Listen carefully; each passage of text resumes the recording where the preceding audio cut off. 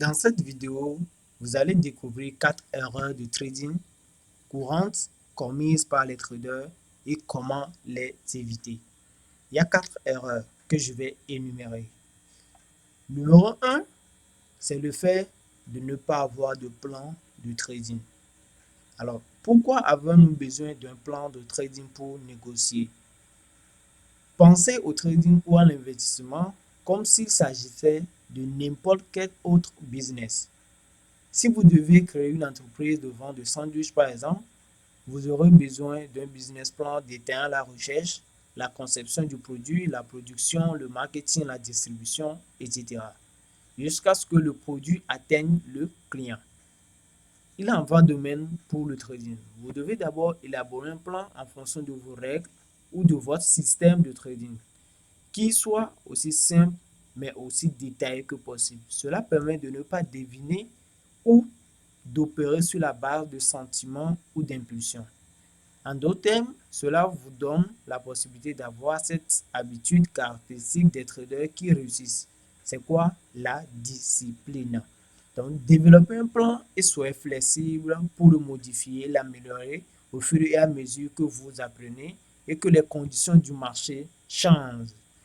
Mais le plus important est de s'engager sur le plan quoi qu'il arrive.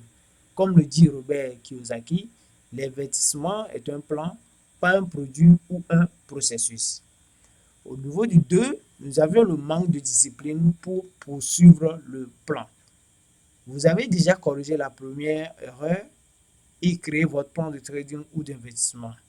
Mais comment voulez-vous réussir si vous n'avez pas l'engagement et la discipline nécessaires pour le suivre? La plupart des gens rêvent de devenir riches, mais très peu s'engagent à le faire.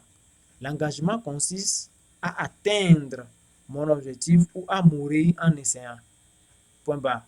En d'autres termes, une personne qui s'engage à réussir ne repousse plus ses rêves, supprime toute résistance à l'action et commence là où elle se trouve.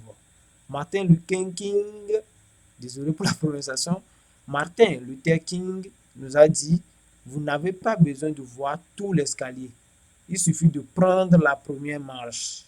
Point. Donc, si vous vous engagez à réaliser votre plan et que vous avez la discipline pour suivre le plan, comme par magie, les ressources et les informations correctes pour améliorer votre plan viendront à vous et vous vous améliorerez avec le temps. Le fait que nous pouvons avoir tous les bons outils, les bons mécanismes, les bons systèmes et les bonnes stratégies, mais que se passe-t-il si nous ne sommes pas disciplinés pour suivre et que nous l'abandonnons après quelques jours? Eh bien, c'est exactement une habitude des gens qui ne réussissent pas et de ne pas terminer ce qu'ils ont commencé. Si vous pouvez surmonter et corriger cette erreur, vous êtes beaucoup plus près de réussir dans le trading et dans tous les domaines de votre vie. Au niveau du 3 maintenant, c'est ne pas trader dans le sens de la tendance. Alors, beaucoup font cette erreur-là. C'est l'une des plus grandes erreurs de ceux qui débutent dans le trading.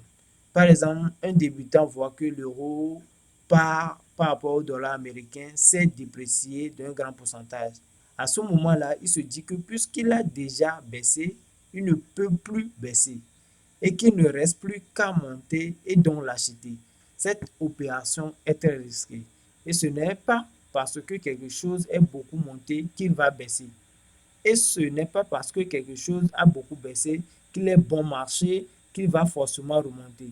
C'est comme nager à contre-courant ou traverser une rue en sachant que la plupart des gens vont de l'autre côté. Cela ne veut pas dire que vous ne pouvez pas gagner de l'argent en ayant une opinion contraire.